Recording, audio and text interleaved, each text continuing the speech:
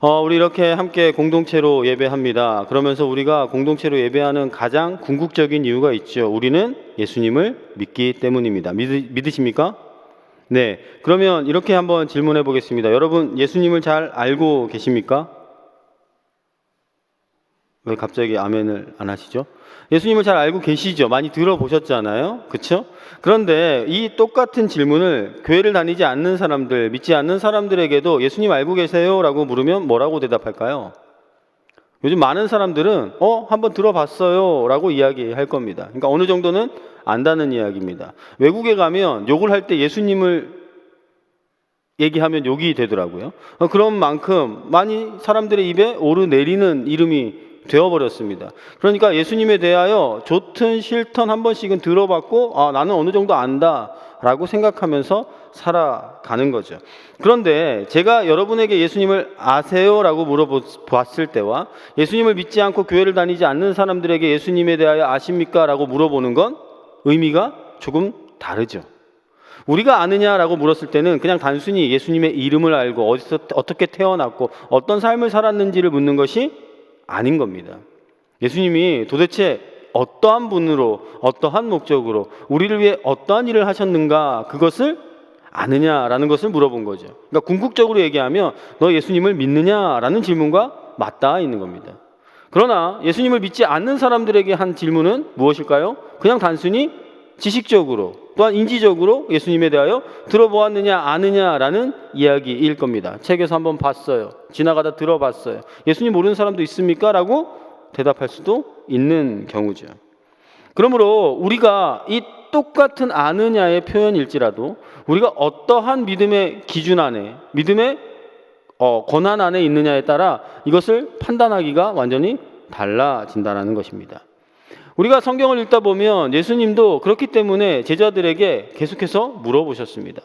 왜요? 예수님의 가르침과 예수님의 수많은 놀라운 기적들이 일어날 때마다 사람들이 모여들었거든요. 그리고 예수님에 대하여 이야기들이 많이 퍼져나갔습니다. 그리고 제자들은 흥분해서 돌아와서 많은 사람들이 예수님을 따르고자 합니다. 그리고 이렇게 물어보시죠. 사람들이 도대체 나에 대해서 뭐라고 하더냐? 그러면 막 얘기를 합니다. 그러고 나서 예수님이 다시 제자들에게 물으시죠. 그러면 너희는 나를 누구라 하느냐? 그때 우리가 잘 알고 있는 말씀 중에 하나, 시몬 베드로가 뭐라고 이야기합니까? 주는 그리스도시요 살아계신 하나님의 아들이시나이다. 우리가 너무나도 정답과 같은 정답을 이야기하는 시몬 베드로, 그는 믿음이 있었을까요? 예수님을 믿었을까요? 예수님을 믿었기 때문에 그러한 고백을 했던 걸까요? 그냥 단순히 옆에서 경험한 예수님을 보면서 아는 정도는 아니었을까요? 우리가 수없이 질문해보고 질문해보아도 아마 맨 처음 정말로 믿어서 그러한 대답을 했을 것이다 라고 대답하기 쉽지 않아 보입니다. 그러므로 예수님을 아는 것은 굉장히 중요합니다. 그리고 우리는 특별히 예수님을 아는 것을 넘어 믿는 것에 바르게 이르러야 한다는 것이죠. 그러면 믿기 위해서 무엇이 필요할까요? 예수님을 바르게 아는 것, 정확하게 아는 것, 또한 예수님이 이 땅 가운데 우리를 통하여 이루고자 하신 그분이 이 땅에 오신 목적을 아는 것, 그것으로부터 우리는 올바른 믿음을 가질 수가 있는 것이죠. 내가 그냥 무언가를 믿고 싶어서 믿는 것이 아니라, 내가 무언가를 이루기 위해서 예수님을 수단 삼는 것이 아니라 예수님 그분 존재 자체를 올바르게 알고 믿는 것이 우리의 삶의 목적이 되어야 한다는 것입니다. 오늘 우리가 읽은 성경에 보면 그러므로 예수님이 스스로 자신을 이렇게 표현하십니다. 그래서 내가 이러한 존재야 라고 이야기를 하시죠. 오늘 말씀의 제목이 뭐였죠? 나는 생명의 떡이다. 예수님께서 요한복음을 읽어가다 보면 이러한 표현을 반복해서 사용하고 계십니다. 우리가 흔히들 신약 성경을 시작하면 네 가지의 복음서가 나옵니다. 마태, 마가, 누가, 요한복음. 마태, 마가, 누가복음을 한데 묶어서 우리 흔히 이렇게 부릅니다. 공관복음이라고. 공관복음이라는 건 조금 쉽게 이야기하면 공통된 관점을 가지고 쓴 복음서. 그래서 마태, 마가, 누가복음을 한데 묶어서 이 책을 읽어도 이 얘기 같고 저 책을 읽어도 저거 같이 느껴지는 게 그러한 이유입니다. 그런데 요한복음은 좀 다르죠. 읽어보면 순서도 다르고 이어지는 내용도 다르고 예수님께서 관점도 달리 쓰신 것 같아요. 그래서 흔히들 제4의 복음서라고 이야기를 합니다. 그리고 많은 학자들이 대비해 본 결과 공관복음과 공통되는 부분은 한 8%밖에 지나지 않는다고 하니 많은 부분들이 상이합니다. 그럼에도 불구하고 요한복음을 우리가 복음의 어떻게 보면 진수라고 이야기할 수 있는 것은 예수님이 이 땅에 오신 목적이 명확하게 기록되어 있기 때문입니다. 그렇기 때문에 요한복음을 읽어나갈 때 우리는 예수님에 대해서 확실하게 알 수 있는 것이죠. 특별히 오늘 예수님이 자기를 스스로 나타내신 표현, 나는 어떠어떠하다라는, 나는 무엇무엇이다라는 표현을 헬라어로 에고 에이미라고 표현을 하는데요. 이런 에고 에이미를 통하여서 자기를 드러내신 표현이 독특하게 7번이나 반복되고 있습니다. 우리가 마태, 마가, 누가복음에는 이러한 호칭이 두드러지지 않습니다. 예수님이 직접 하신 표현은 마태복음 한 번, 마가복음 한 번 정도밖에는 되지 않거든요. 근데 요한복음은 26번이나 반복된다고 하니 요한복음은 이것을 굉장히 강조하고 있는 것 같습니다. 또한 이와 함께 요한복음에는 예수님만의 독특한 또한 표적이 일곱 가지가 기록이 되어 있습니다. 그러니까 7가지의 자기 강화, 또한 7가지의 예수님의 표적이 나타나 어울려져서 예수님이 이 땅에 오신 목적과 예수님이 어떠한 분이신지를 확실하게 드러내고자 한데 그 목적이 있다라는 것입니다. 그러면 어떻게 예수님이 자기를 표현하셨을까요? 나는 생명의 떡이다. 오늘 본문에 그렇게 되어 있고요. 여러분 잘 들어보셨을까요? 나는 세상의 빛이다. 양의 문이다. 나는 선한 목자다. 나는 부활과 생명이다. 나는 길과 진리와 생명이다. 또한 나는 참 포도나무요. 이런 표현으로 자기를 드러내셨다라는 것이죠.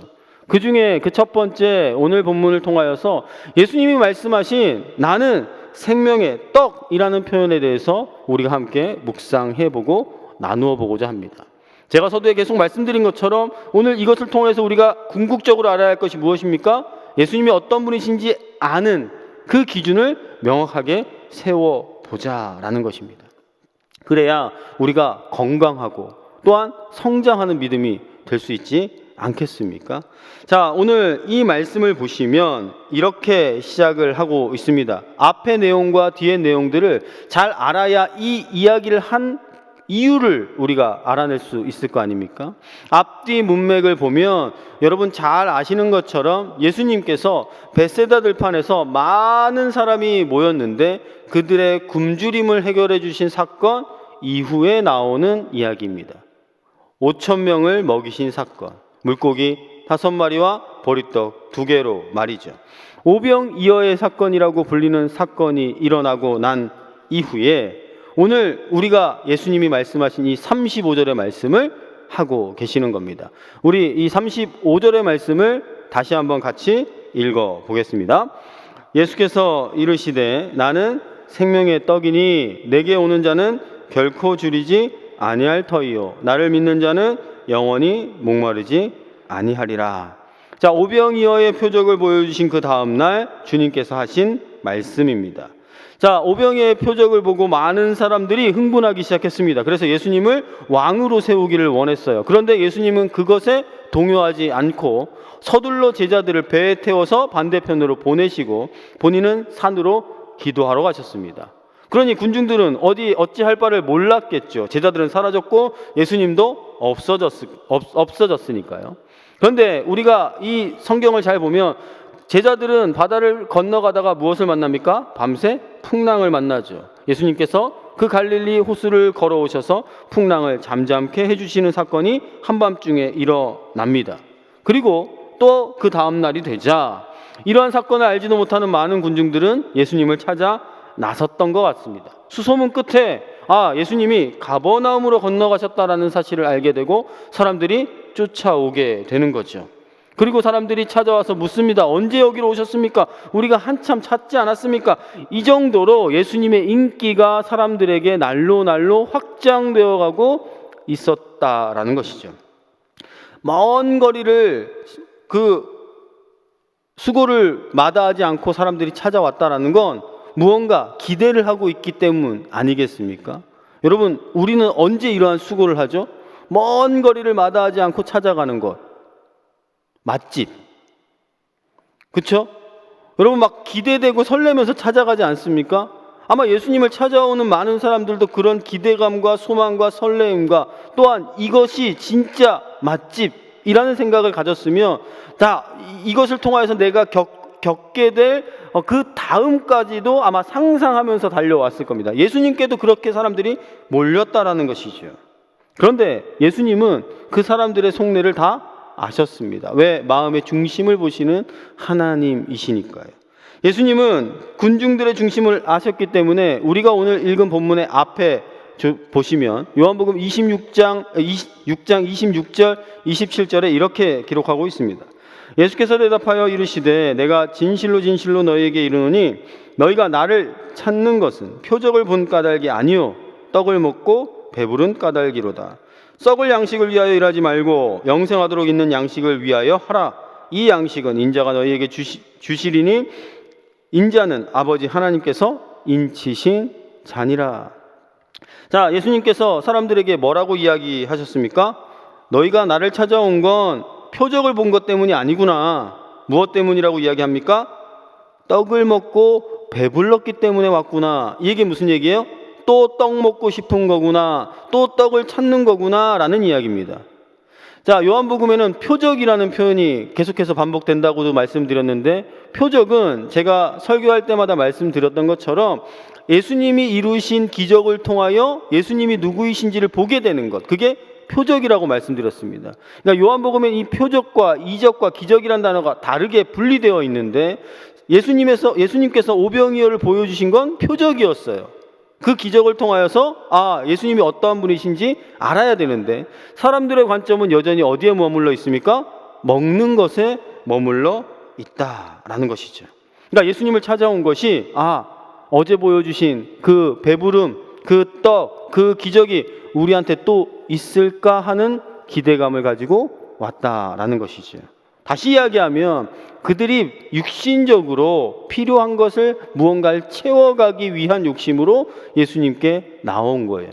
예수님이 보여주신 목적과 완전히 상반되는 이유로 찾아온 거죠. 그러니 예수님이 뭐라고 말씀하십니까? 썩을 양식을 위하여 일하지 말고 영생하도록 있는 양식을 위하여 하라. 자, 육신적인 배고픔을 외면하지 않는 분이라는 거 우리 너무나도 잘 알고 있습니다. 예수님은 우리의 불쌍함, 우리를 긍휼히 여기시고 우리를 사랑하시기에 우리가 부족한 모든 것들을 채우시는 분이라는 거 너무나도 잘 알고 있지요. 그런데 예수님은 육적인 필요를 채우기도 하지만 그것을 넘어 있는 영적인 것을 우리에게 알게 하기 위해서 이 땅에 오신 겁니다. 그러니까 예수님의 최종적인 목표는 무엇입니까?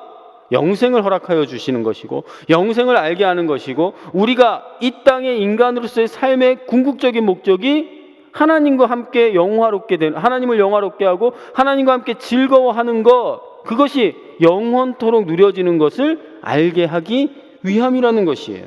그런데 한번 이 오병이어의 이적을 맛본 사람들이 또 다른 이적을 기대하게 된다라는 것이 문제였다라는 것이죠. 육신적인 필요가 채워지면 영적인 필요로 자연스럽게 넘어가면 좋을 텐데 여전히 그것에 매여 있는 거죠. 항상 육신적인 무언가를 채워나가기 위하여서 신앙생활을 하게 된다는 것과 마찬가지라고 볼 수 있습니다. 우리 교회 여러분 주일날 예배하러 모이지 않습니까? 그런데 이 예배에 여러분 감격이 있으십니까? 은혜가 있으십니까? 라고 물으면 그렇죠. 예배를 드리면서 내가 은혜를 경험하게 되고, 예배를 통해서 회복하게 되고, 말씀을 통해서, 기도를 통해서 내가 그것 때문에 교회에 나오는 겁니다. 이러면 더 이상 바랄 바가 없습니다. 그런데 교회에 모두 다 그렇게만 나오는 것은 아니라는 것이에요. 심지어 우리도 그럴 때가 있어요. 이게 타성과 습관에 적게 되면 예배가 그냥 습관이 된 거죠. 주일 아침 안 가면 부담스러운 것, 사람들의 이목이 있기 때문에 안 가면 뭔가 어색한 곳, 안 가면 전화 오니까 또 찾아가야 되는 곳, 이런 곳이 돼버리면 예배의 감격과 예배의 은혜는 온데간데 사라지고 그냥 사람들 만나서 우리의 신앙의 삶, 그냥 어떻게 보면 영성의 생활이라기보다는 말 그대로 종교적인 생활로 치부되는 예배의 모습이 될 때도 있다라는 것이죠. 우리가 그것을 추구하는 건 아니지 않습니까? 또는 우리 성일교회 밥이 너무 맛있기 때문에 주일날은 가서 꼭 한번 먹어야 된다라는 생각으로 오시는 분이 있을지도 모르겠습니다. 밥보다는 국수가 더 맛있다는 사실을 여러분이 아신다면 넷째 주에는 절대 빠지지 마셔야 된다는 사실. 우리 아이들 중에 간혹 그런 애들이 있거든요. 오늘 밥이에요, 국수예요? 밥이면 안 먹고 국수만 먹고 가는 애들. 네. 그 아이들은 뭐 때문에 교회 오는 거죠? 육신적인 필요를 채우기 위해. 제가 못 먹여서 그런가요? 뭐 그런 이유도 될 수 있겠지만 우리가 결국에는 추구하는 바가 달라지고 오해되어지고 아니면 때로는 퇴색되어지는 경우들이 생길 수 있다는 것이에요. 예수님께 오늘 찾아온 무리들은 딱 그런 무리였습니다. 그리고 우리도 그렇게 될 수 있는 위험 요소가 너무나도 많다라는 것이죠. 썩을 양식을 위해 찾아다니는 그런 믿음. 아니, 믿음이라고 이야기할 수도 없겠죠. 그러므로 주님께서는 우리에게 무엇을 이야기하십니까? 썩어서 없어질 양식을 위하여서가 아니라 영생하도록 있는 양식, 그것을 위하여 우리가 무언가를 해야 한다라는 것이에요.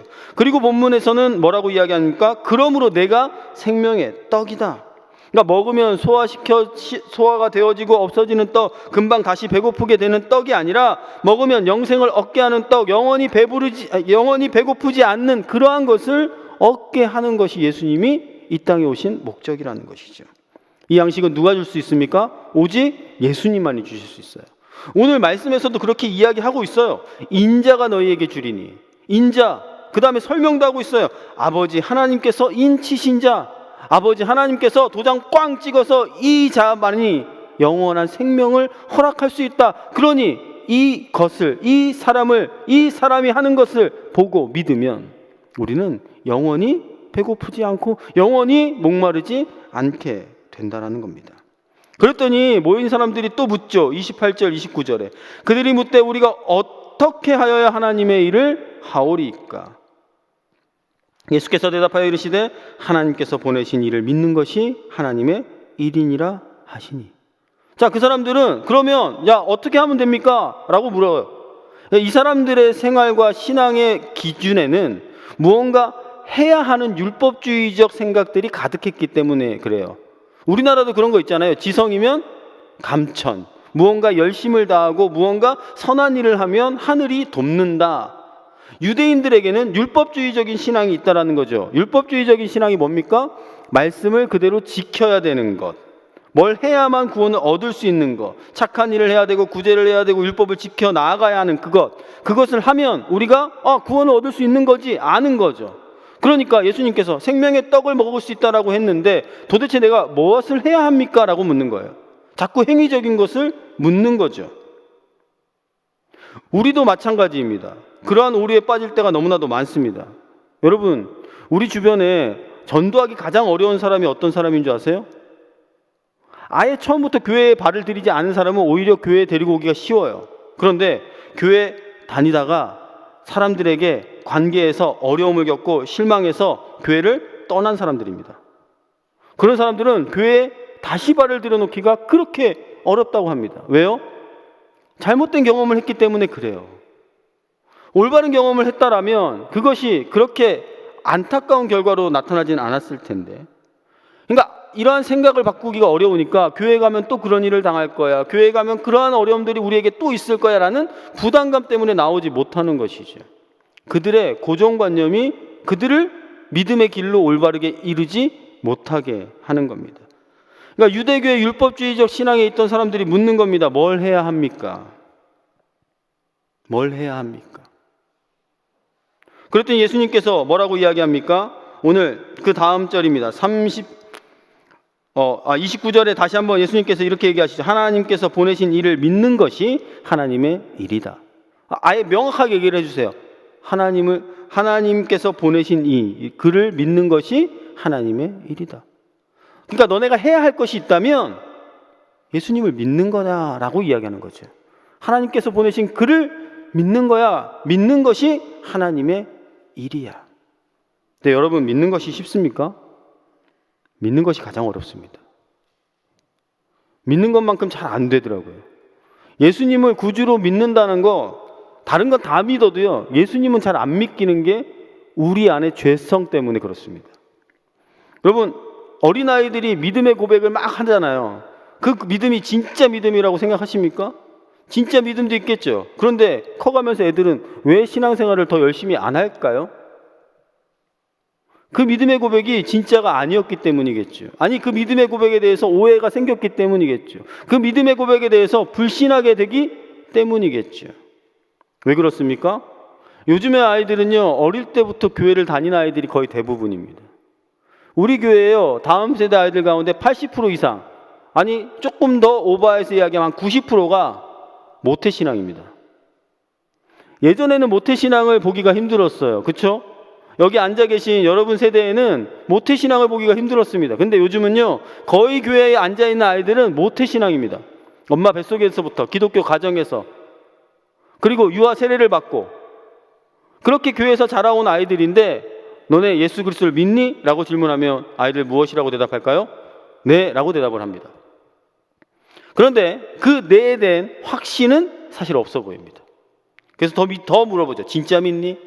언제 그렇게 믿게 되었니? 그럼 오늘 죽어도 천국 간다는 거 확신하니? 조금만 파고들면 애들이 금방 그 대답에 대한 확신을 잊어버려요. 그러는 것 같은데, 그럴 것 같은데 잘 모르겠어요. 이렇게 되어버려요. 왜 그런지 아세요? 어릴 때부터 그냥 교회 다니고 예수님을 알고 기독교 문화에는 익숙한 거예요. 근데 한 번도 제대로 자기의 믿음의 고백으로, 신앙의 고백으로 예수님을 알고 고백한 적이 아직은 없는 거죠. 그러니 예배의 감격과 예배의 은혜가 아직은 잘 경험되지 않는 거예요. 분명히 그럴 수 있습니다. 아직 아이들이니까. 그렇기 때문에 우리는 끊임없이 가르쳐줘야 되고 알려야 되고 바르게 믿게 하는 게 중요하다는 걸 얘기하는 거죠. 그런데 우리도 마찬가지 그런 오류에 빠질 때가 너무나도 많다라는 것이에요. 내가 오래 교회 다니다 보니까 잘 믿는 줄 알았는데 진짜 믿음이 드러나야 할 때 우리는 믿음을 떠나는 경우가 훨씬 더 많습니다. 제가 요즘 고등학교 올라가는 고입 입시를 앞두고 있는 중3 아이들이 이제 고입을 어떻게 준비해야 하는지 책자들을 보고 요즘 공부를 하고 있습니다. 아이들이 늘 고민하거든요. 어디 고등학교를 가야 될까요? 어떻게 진학을 해야 될까요? 그 진학이 나중에 고등학교, 대학교로 이어지니까 막 고민을 해요. 그래서 내가 조금이라도 더 알아서 아이들에게 잘 설명을 해주면 좋겠다. 그리고 열심히 봤어요. 그런데 자꾸 저 안에 믿음이 사라지는 것 같아요. 용기가 없어지는 것 같아요. 와, 내가 그동안 얘기했던 대로 우리 애들 얘기하면 진짜 믿음대로 살아나는 게 힘들겠구나. 지금부터 이렇게 빡세게 안 하면 나중에 고등학교 가서 힘들겠구나. 대학은 꿈도 못 꾸겠구나. 이런 생각들이 막 한없이 밀려오는 거예요. 두려움 가운데 휩싸이는 거죠. 여러분 안 그러십니까? 여러분 어디에서 당당하게 나의 믿음으로 세상 가운데 승리할 수 있다라고 여러분 자부하십니까? 사실 그건 누구도 자부할 수가 없을 겁니다. 왜요? 세상은 이 믿음을 그렇게 중요하게 여기지 않게 생각하게 계속 만들거든요. 잠깐의 포기와 잠깐의 외면은 우리가 세상에서 그나마 내가 원하는 것들을 잘 이루고 살게끔 하거든요. 그러니 하나님의 일이 아닌 세상의 일을 쫓아갈 때가 훨씬 더 많은 겁니다. 오늘 예수님이 뭐라고 얘기하십니까?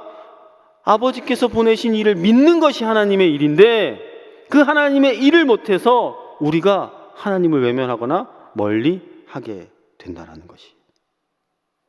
예수님을 믿는 것, 그것이 우리의 삶의 가장 복된 길임을 믿으시길 바랍니다. 교회는 꼬박꼬박 나오는데 예수님 믿지 못했다면 이제 예수님을 믿는 것으로 나아가게 기도해야 됩니다. 세례를 받았는데도 여전히 예수님을 믿지 못한다면 여러분 우리가 잘 믿는 것이 무엇인지 바르게 배워야 합니다. 믿는 것이 하나님의 일이다. 그러므로 믿음을 우리가 바르게 소유하는 것이 우리의 인생에 있어서 얼마나 소중한 것인지 놓치지 말아야 한다는 것입니다. 예수님을 믿는 것이 하나님의 일이다 라고 이야기했더니 사람들이 뭐라고 이야기합니까? 30절부터 이렇게 표현합니다. 그들이 묻되 그러면 우리가 보고 당신을 믿도록 행하시는 표적이 무엇이니까? 하시는 일이 무엇이니까? 기록된 바 하늘에서 그들에게 떡을 주어 먹게 하셨다 함과 같이 우리 조상들은 광야에서 만나를 먹었나이다. 여전히 이 사람들은 뭐 하죠? 그럼 뭔가 보여줘봐라. 어제처럼 그런 거 보여주면 만나, 우리 조상들이 먹었던 그 만나처럼 그런 거 주면 내가 믿어볼게 라고 조율하는 거죠. 협상하는 거죠. 믿음과 표적을, 믿음과 기적을 거래하려고 사람들이 나선 겁니다. 참 믿음 없는 행동이죠. 믿음 없으니 그럴만합니다. 우리가 믿음이 있다라고 하면요. 그런데 우리의 모습은 어떻습니까? 우리는 그렇지 않습니까? 믿음으로 하나님을 알게 되고 믿게 되면 우리가 해야 할 일들이 사실은 많아집니다. 스스로 부담감을 느낄 수밖에 없어요. 저거 내가 해야 되는 일 같은데, 하나님께서 나에게 시킨 일 같은데, 부담으로 막 밀려오는데 내 내면에서는 무엇이 이야기하죠? 그런 거 다른 사람이 해도 돼, 안 해도 돼, 괜히 쳐다봤어, 이런 생각을 한단 말이에요. 그러면서도 우리가 그 믿음 때문에 어떠한 생각을 갖게 되냐면, 하나님, 내가 정말로 해야 되는 일이라면 뭔가를 확실하게 보여주십시오. 여러분, 오늘 이 사람들이 구하는 만나를 구하는 것과 우리가 무언가를 확실하게 보여주면 내가 그 일을 하겠습니다라고 이야기하는 고백과 뭐가 다릅니까? 똑같지 않아 보이십니까? 그러므로 여러분, 오늘 말씀을 들으면서 내가 교회를 위하여서 무언가를 해야겠다라는 거룩한 부담감이 올 때 그것을 꼭 하시기 바랍니다. 아멘? 교사가 많이 필요합니다. 우리 아이들은 선생님들을 기다리고 있습니다. 이렇게 얘기하면 여러분 마음속에 막 부담감이 오시다가도 갑자기 이성을 차리시죠. 아니야, 그래도 그건 아니야. 난 안 돼. 난 할 수 없어. 그래서 우리가 늘 고백하는 찬양과는 달리, 주님, 내가 여기 있사오니 누굴 보내요? 얘를 보내는 거잖아요. 우리가 많이 듣던 이야기 아닙니까? 우리가 어떻게 살아가야 할까요?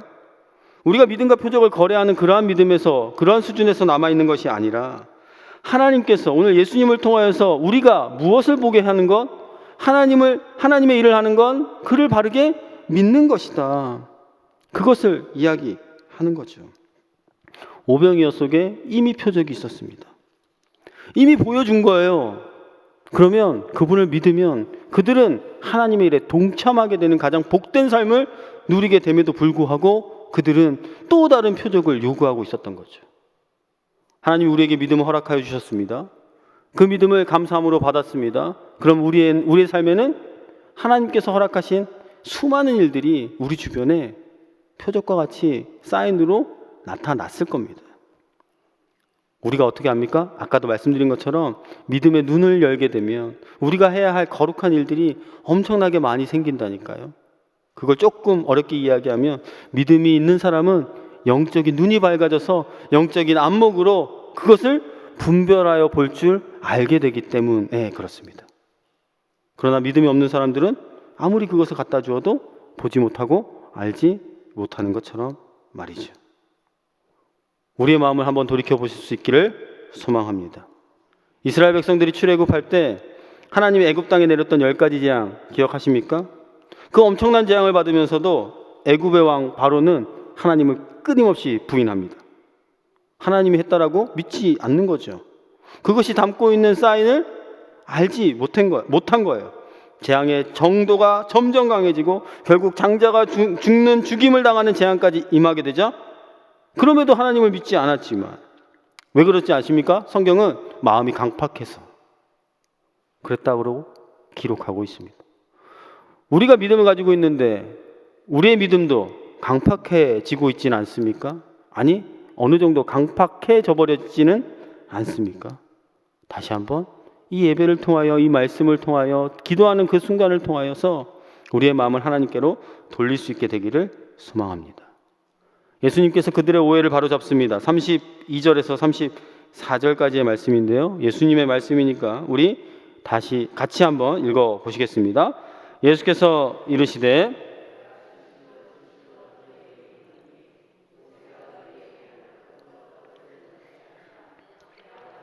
너희에게 하늘로부터 참 떡을 주시나니 하나님의 떡은 하늘에서 내려 세상에 생명을 주는 것이니라. 그들이 이르되 주여 이 떡을 항상 우리에게 주소서. 자, 예수님께서 다시 한번 친절하게 설명해 주셨죠. 하나님의 떡은 하늘에서 내려 세상에 생명을 주는 것이다. 그리고 나는 생명의 떡이다. 명확해졌죠. 누구를 아는 겁니까? 예수님을 아는 것, 예수님을 믿는 것. 그것이 생명의 떡을 소유하는 것입니다. 우리가 오늘 이 하늘에서 내려온 참떡, 그것은 예수님 자신을 가리키는 말이었습니다. 그리고 이 대목에서 예수님은 첫 번째 에임이 나는 곧 생명의 떡이다. 자신을 지칭하여 강조하여 말씀하고 계십니다. 예수님을 믿어야 영원히 줄이지도 않고 영원히 목마르지도 않게 되는 것이죠. 우리가 이 사실을 너무나도 쉽게 간과하기 때문에 우리는 우리의 길을 가는 경우가 하나님의 일보다 더 중요하게 여기게 되는 경우가 있는 것입니다.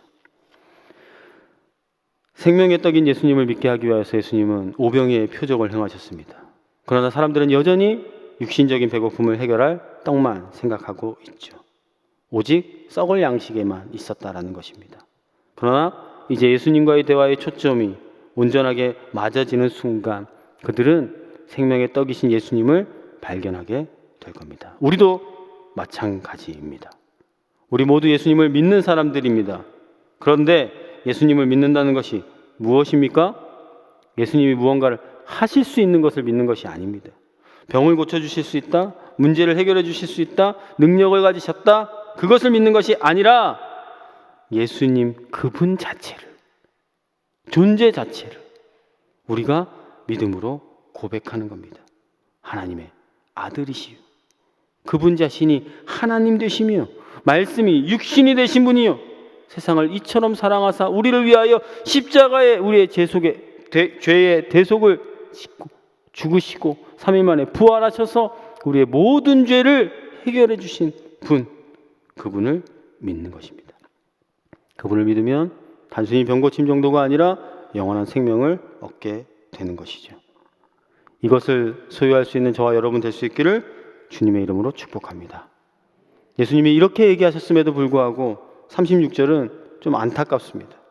그러나 내가 너희에게 이르기를 너희는 나를 보고도 믿지 아니하는도다 하였느니라. 예수님의 말씀이세요. 예수님을 보고도 믿지 못하는 일들이 우리 주변에 너무나도 많습니다. 예수님이 행하신 표적을 보고도 예수님을 믿지 못하는 수많은 기회들이 우리에게 있습니다. 우리가 다시 한번 우리의 믿음의 눈을 들어 예수님을 보길 원한다면 다시금 이 생명의 떡 근원 되시는 예수님을 볼 수 있는 은혜를 허락해 달라고, 은혜 중에 은혜 예수 그리스도를 우리가 소유할 수 있게 해달라고 우리의 관심을 주님께로 돌릴 수 있기를 소망합니다.